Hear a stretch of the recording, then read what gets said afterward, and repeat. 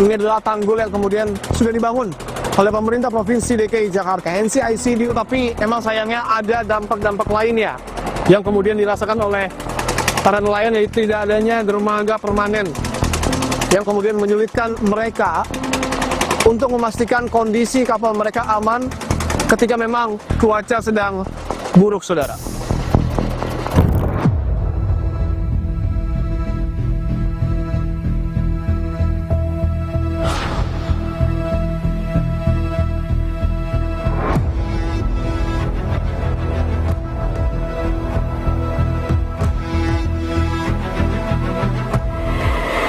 Kita melihat bagaimana Tanggul Laut ini sebagai proyek yang ambisius karena ini akan melintasi banyak sekali wilayah dan sangat membutuhkan pendanaan yang cukup besar.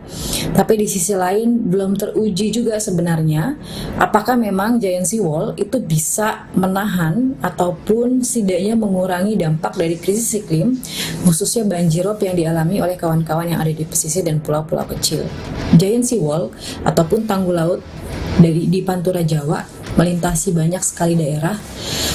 Ini akan memakan biaya lebih dari 1.200 triliun, yang artinya ini akan berdampak pada beban hutang yang akan ditanggung oleh anak cicit kita. Kami tidak melihat adanya satu upaya gitu ya dari pemerintah provinsi maupun pusat untuk kemudian mengajak kawan-kawan yang ada di pesisir, baik nelayan, perempuan nelayan, orang yang terdampak hari ini banjirop, kawan-kawan yang hidup di desa tenggelam, untuk berdiskusi sebenarnya tentang pembangunan Giant Sea Wall ini gitu.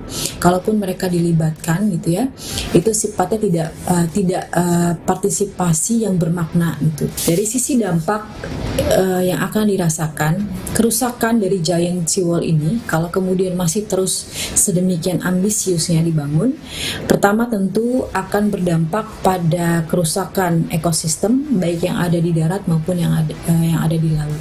Karena tentu untuk membangun Giant Sea Wall butuh material ataupun bahan-bahan seperti pasir, batu gitu yang kemungkinan besar akan diambil dari sumber daya yang ada di darat maupun yang di darat ya kalau untuk batu dan lain-lain gitu. Selain kalau untuk pasir, kemungkinan terbesar adalah akan diambil dari pasir laut. Kawan-kawan ini sudah semakin kesulitan untuk mencari ikan. Kalau kemudian negara masih terus memaksakan proyek ambisius ini gitu ya, ini akan membuat mereka semakin tidak bisa mendapatkan ikan. NCICD fase B dan C yang kita sebut dengan Giant Sea Wall, kawasan pengembangan terpadu, dan ada kemudian kawasan bisnis. Ya.